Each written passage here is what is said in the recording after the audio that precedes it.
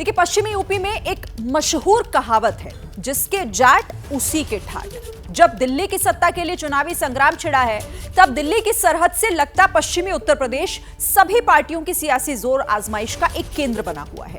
प्रधानमंत्री नरेंद्र मोदी मेरठ से चुनावी रैलियों की शुरुआत करने वाले हैं। चुनाव तारीखों के ऐलान के बाद से प्रधानमंत्री नरेंद्र मोदी की पहली रैली होगी। 15 साल बाद आरएलडी और बीजेपी का राजनीतिक कुनबा एक मंच पर होगा। खास बात यह है कि 2014 और 2019 में भी प्रधानमंत्री मोदी ने मेरठ से ही चुनावी कैंपेन की शुरुआत की थी। इसकी वजह क्या है? मेरठ की क्रांति धरा में ऐसा क्या है आखिर जो पूरे यूपी की राजनीति पर बड़ा असर रखता है? ये रिपोर्ट गौर से देखिएगा। यकीन मानिए, 2024 के चुनावी समर में पश्चिमी उत्तर प्रदेश की चुनावी राजनीति का इससे बेहतर विश्लेषण नहीं मिलेगा।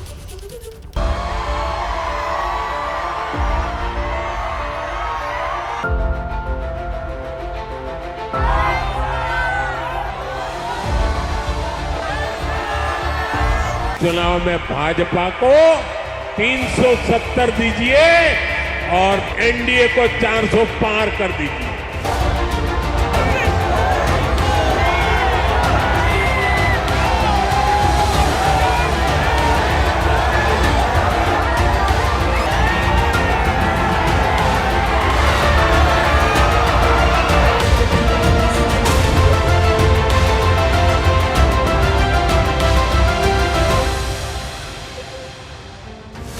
चार 400 प्लस का नारा, विराट विजय का भरोसा और विरोधियों पर तीखे सियासी तीर। मेरठ की क्रांति धरा से प्रधानमंत्री नरेंद्र मोदी 24 के महासमर का आगाज कुछ इसी अंदाज में करेंगे। 24 में 400 पार,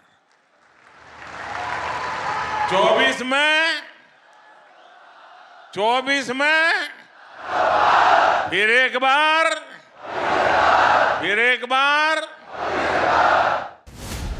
चुनाव की तारीखों के ऐलान के बाद प्रधानमंत्री नरेंद्र मोदी की उसी यूपी में पहली चुनावी रैली होगी, जहां से रायसेना हिल्स की सत्ता का रास्ता जाता है, जिस यूपी में बीजेपी का 80 की 80 सीटें जीतने का टारगेट है।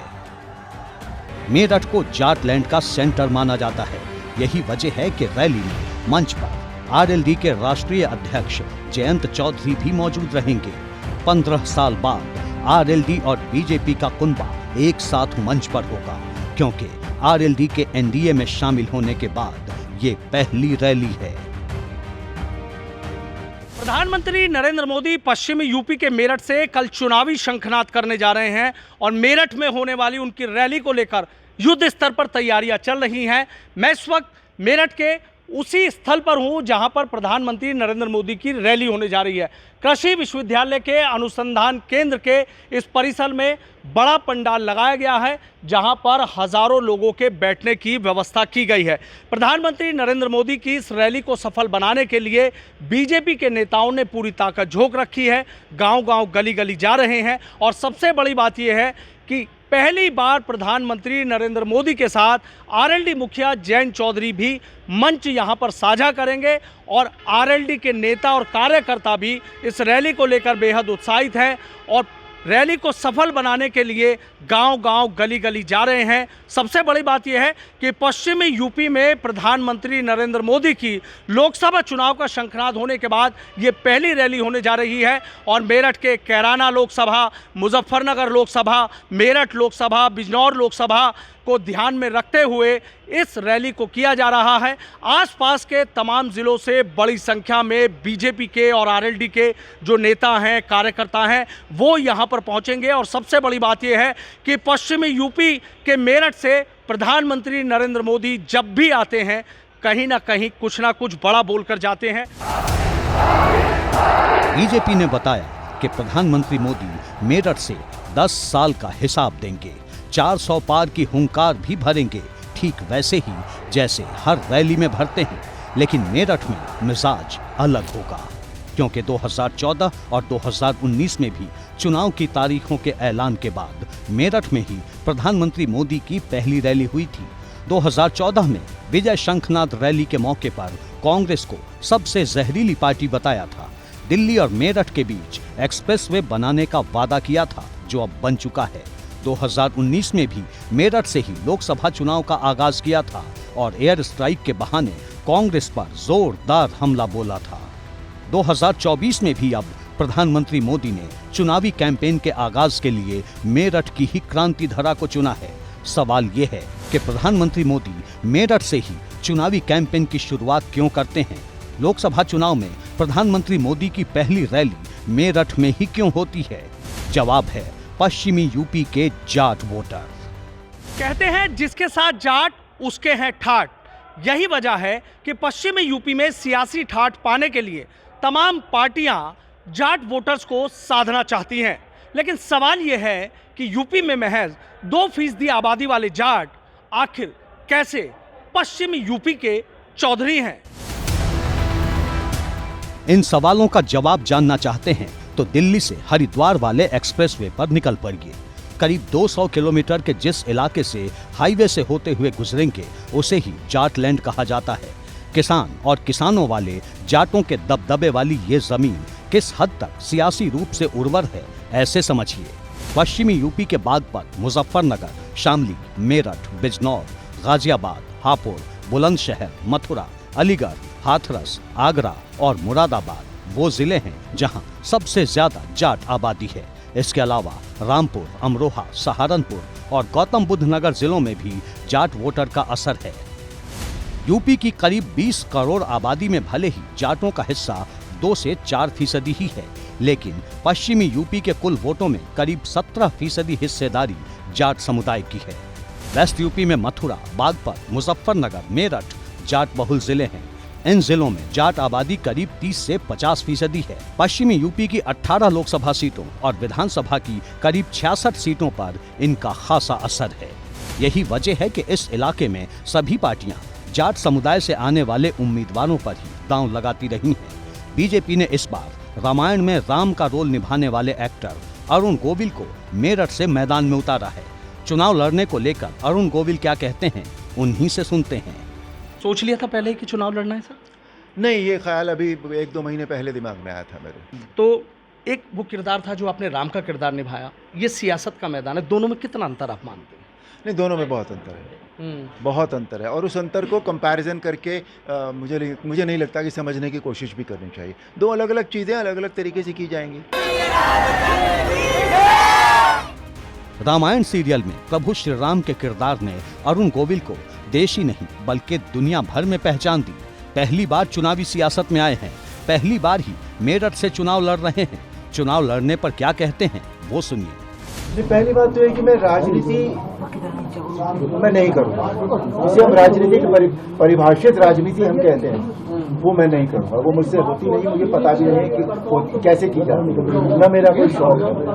मैं यहाँ आया हूँ कि मेरे पास जो है, मेरे पास है अभी तक के मेरे जीवन के हिसाब से प्यार है, संवेदनशीलता है, मैं लोगों के लिए कुछ कर सकूँ, ये है, मैं यही करूँगा यहाँ पर। इसके अलावा सो कॉल्ड राजनीति मैं नहीं करूँगा। अरुण गोविल के पास स्टारडम के अलावा उनका मेरठ कनेक्शन भी है। जानना चाहते हैं तो सुनिए। अरुण गोविल का जन्म 12 जनवरी 1958 को मेरठ कैंट में हुआ था। उनके पिता चंद्र प्रकाश गोविल मेरठ नगर पालिका में इंजीनियर थे। अरुण गोविल की शुरुआती पढ़ाई लिखाई सरस्वती शिशु मंदिर में हुई थी। टीनेज में ही अरुण गोविल का कुछ समय यूपी के ही दूसरे शहर शाहजहांपुर में बीता। इसके बाद मेरठ में ही चौधरी चरण सिंह यूनिवर्सिटी से उन्होंने इंजीनियरिंग की पढ़ाई की। अरुण गोविल भले ही लंबे वक्त से मुंबई में रह रहे हों, लेकिन खुद को फख्र के साथ मेरठ का निवासी बताते हैं। बहुत अच्छा लग रहा है और ये होता रहा है, और अपने शहर में आकर होता है तो और ज़्यादा अच्छा लगता है। Feeling very good. मुझे लगता है कि जो हम देते हैं इंसान को, किसी भी इंसान को, हमें वही वापस मिलता है। उनमें से वो पुराने लोग तो अब है नहीं, जो हमारे उस वक्त के साथी थे, सहपाठी थे, अब वो भी मिल रहे हैं। कितने ही लोग मुझे ऐसे मिले, कितने भाई ऐसे मिले जो GIC में मेरे साथ पढ़े हैं। पर इतने लोग मिलते तो अच्छा लगता है कि जब गवर्नमेंट कॉलेज की भी बातें हुई, बेगम पुल की भी बातें हुई, बुढ़ाना गेट की भी बातें हुई, फिल्मिस्तान सिनेमा की बात हुई, आम्रपाली सिनेमा की बात हुई, मेनका सिनेमा की बात हुई, अच्छा लगता है बस। रामायण में श्री राम के किरदार ने अरुण गोविल को मेरठ ही नहीं बल्कि दुनिया के कोने कोने में बसे हिंदुओं के बीच पहचान दी। लेकिन सवाल ये है कि क्या मेरठ की क्रांति धरा पर रामायण के प्रभु राम कामयाबी का इतिहास लिख पाएंगे? पश्चिम यूपी की 8 सीटों पर पहले दौर में मतदान होना है।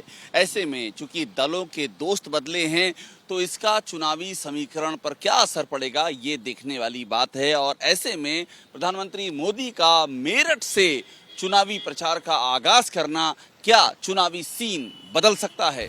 2014 और 2019 में भी प्रधानमंत्री ने मेरठ से ही चुनाव प्रचार का आगाज किया था। 2014 में भले ही बीजेपी के लिए जाटलैंड की जमीन बेहद उर्वर साबित हुई थी, लेकिन 2019 के नतीजों ने बीजेपी के माथे पर शिकन ला दी थी। 2019 में बीजेपी जिन सीटों पर चुनाव हारी थी उनमें बिजनौर, अमरोहा, मुरादाबाद, संभल, रायबरेली, घोसी, लालगंज, जौनपुर, अंबेडकर नगर, गाजीपुर, श्रावस्ती, मैनपुरी, सहारनपुर, आजमगढ़, रामपुर और नगीना, ये 16 सीटें हैं। इन 16 सीटों में से 10 पर बीएसपी, 5 पर समाजवादी पार्टी और 1 पर कांग्रेस ने जीत दर्ज की थी। पहले चरण में सहारनपुर, कैराना, मुजफ्फरनगर, मुरादाबाद, रामपुर, नगीना, बिजनौर और पीलीभीत लोकसभा सीट पर 19 अप्रैल को वोट डाले जाएंगे। 2019 में इनमें से 5 सीटों पर बीजेपी को हार मिली थी। 24 में 80/80 का टारगेट लेकर चल रही बीजेपी इस बार कोई कसर बाकी नहीं छोड़ना चाहती। यही वजह है कि प्रधानमंत्री मोदी से पहले यूपी के सीएम योगी आदित्यनाथ भी मेरठ पहुंच चुके हैं। 27 मार्च को योगी मेरठ में प्रबुद्ध वर्ग सम्मेलन में शामिल हुए। उस दौरान भी आरएलडी के नेता मंच पर मौजूद रहे। यही समीकरण बीजेपी को वेस्ट यूपी में बाजी पलटने का भरोसा दे रहे हैं, क्योंकि जाटलैंड की सियासी जमीन पर 15 साल बाद आरएलडी और बीजेपी का कुनबा एक साथ है। इससे पहले 2009 के लोकसभा चुनाव में आरएलडी और बीजेपी साथ लड़ी थीं। बीजेपी ने तब आरएलडी को 7 लोकसभा सीटें दी थीं। इनमें मुजफ्फरनगर और नगीना को छोड़कर आरएलडी ने बागपत, हाथरस, मथुरा, अमरोहा और बिजनौर लोकसभा सीट पर जीत हासिल की थी। मथुरा से खुद जयंत चौधरी चुनाव जीतकर सांसद बने थे। इस लिहाज से मेरठ में होने वाली रैली दोनों दलों के लिए बेहद अहम है। रैली के जरिए मेरठ, बागपत और मुजफ्फरनगर के अलावा कैराना और बिजनौर के वोटरों को भी साधा जाएगा। फसल की रखवाली कैसे करनी है और कटाई के वक्त और मंडी तक कैसे वो पहुंचाना है, अब वो काम का वक्त है। तो बड़ी जिम्मेदारी, अपने से ऊपर की तस्वीर मत देखिए कि क्या होगा। जो अपने घर की बात है, परिवार की, मोहल्ले की, समाज की, क्षेत्र की, उतनी सब लोग कर लेंगे और निभा लेंगे तो अपने आप जो तस्वीर हम बनाना चाहते हैं, बिजनौर की हो, नगीना की हो और पार्लियामेंट की जहां 400 पार का लक्ष्य हमने दिया, वो तस्वीर बन जाएगी कि नहीं बन जाएगी। बीजेपी के कॉन्फिडेंस की एक और वजह है और वो है मायावती का अकेले चुनाव लड़ना, जो काफी हद तक चुनावी लिहाज से बीजेपी के लिए मुफीद माना जा रहा है। वेस्ट यूपी में जाट समुदाय के साथ ही मुसलमान और दलित वोटर भी निर्णायक माने जाते हैं। सहारनपुर में करीब 13% दलित वोटर हैं। इसी तरह कैराना में 17%, मुजफ्फरनगर में 21%, बिजनौर में करीब 23%, नगीना में 22%, रामपुर और पीलीभीत में करीब 17%, तो मुरादाबाद में तकरीबन 15% दलित मतदाता हैं। वेस्ट यूपी में मायावती पहले ही अपने उम्मीदवारों का ऐलान कर चुकी हैं। ऐसे में इन सीटों पर त्रिकोणीय मुकाबले होने के आसार हैं। इनमें बीजेपी को फायदा नजर आ रहा है, लेकिन होता क्या है ये तो 4 जून को ही पता चलेगा। पर इतना जरूर है कि पश्चिमी यूपी की 8 सीटों पर पहले फेज में होने वाली वोटिंग का असर पूरे यूपी में नजर आ सकता है। जैसे ही घड़ी का काटा दोपहर 2:30 पे आए, बबीता जी का दिल सास बहू साजिश के लिए मचल जाए। और ये है इनकी बहू, पूरे दिन ऑफिस की टेंशन हो जाए गॉन जब ये करें अपना फेवरेट शो फ्री टाइम पे ऑन। इनकी तरह आप भी देखें अपना फेवरेट शो अपने टाइम पर और डाउनलोड कीजिए एबीपी लाइव ऐप अपने स्मार्ट टीवी पर।